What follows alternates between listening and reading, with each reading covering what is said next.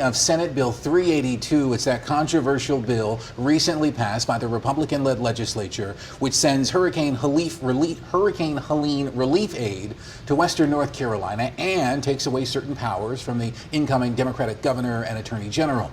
The governor rejecting the bill, calling it a sham. Cooper said the bill does not send money to Western NC, but merely shuffles money from one fund to another. The governor called it unconstitutional to take away appointments from the next governor and interfere with the Attorney General's ability to advocate for consumers.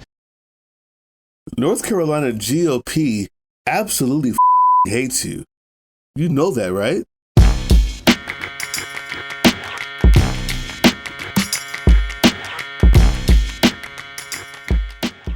MAGA, I'm talking to you. Your representatives in North Carolina hate you, and they wish you were dead. If they didn't need your vote, they would have killed you themselves. You know that, right? This is typical. This is the typical shenanigans of the GOP when they lose. They have cheated this state, North Carolina, the great state of North Carolina, for decades through gerrymandering the state map, undermining the integrity of their elections, and voter suppression effort.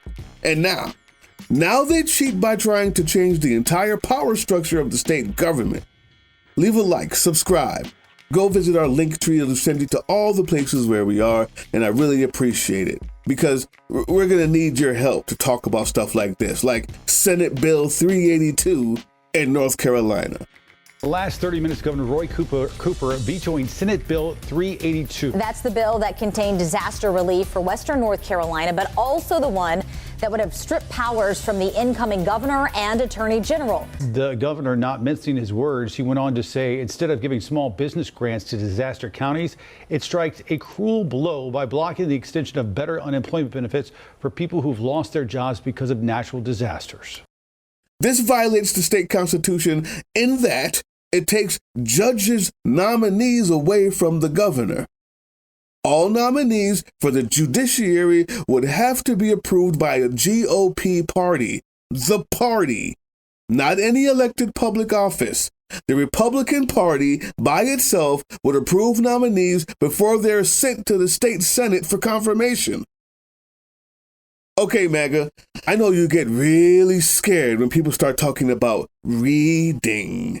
You know, that thing that humans do to gather information when the magical talking shiny box in front of you isn't telling you what to think for 24 hours a day. But even though it's scary, I know, allow me to read Rule 3 from the book On Tyranny, 20 Lessons from the 20th Century, written by Timothy Snyder. Rule 3. Beware the one-party state. The parties that remade states and suppressed rivals were not omnipotent from the start. They exploited a historic moment to make political life impossible for their opponents. Now, let's see, MAGA.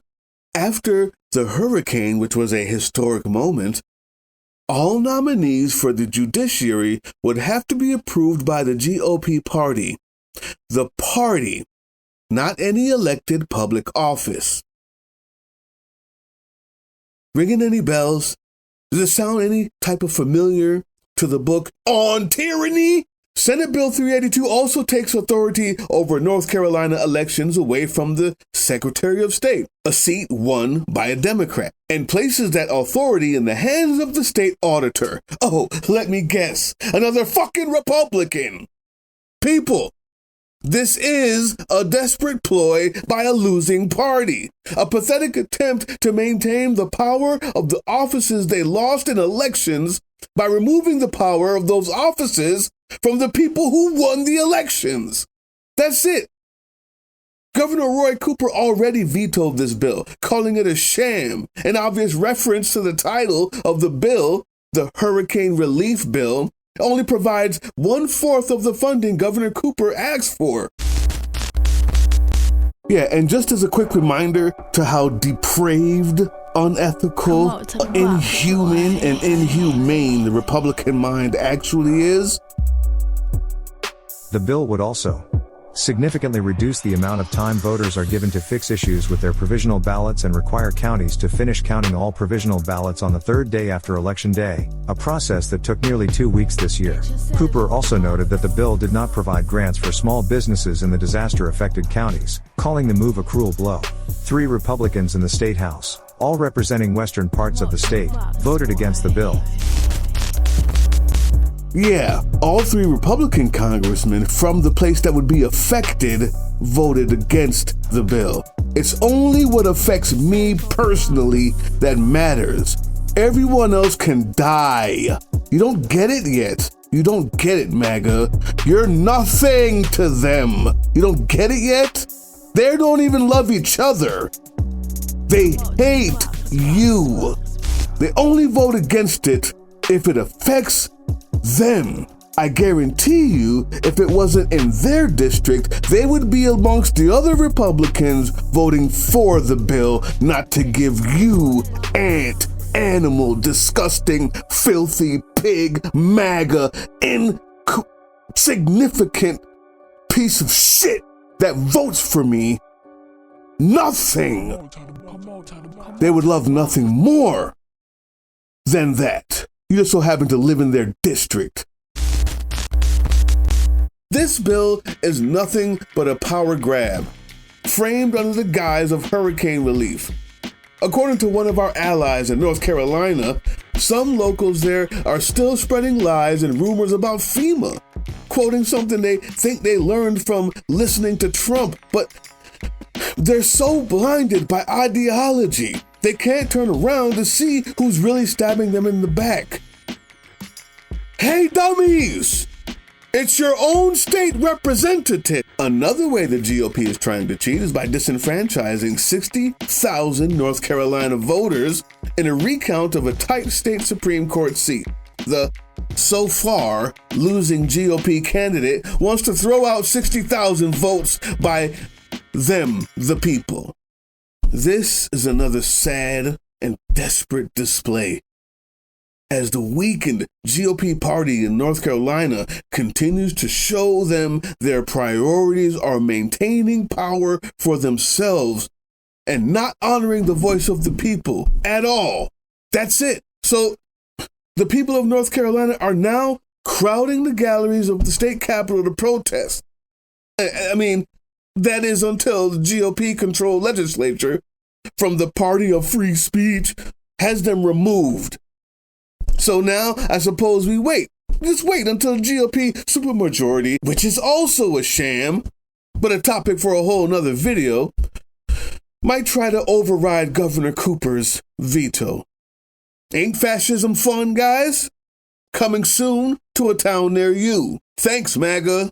Well, I have an idea. It's not a good one, but it's the thing that can at least get us started on the way we should be starting to think about moving for the next 4 years. You see, in that book on tyranny, right? Beware the one-party state, Rule 3. At the end, the part I didn't read says, support the multi-party system and defend the rules of democratic elections.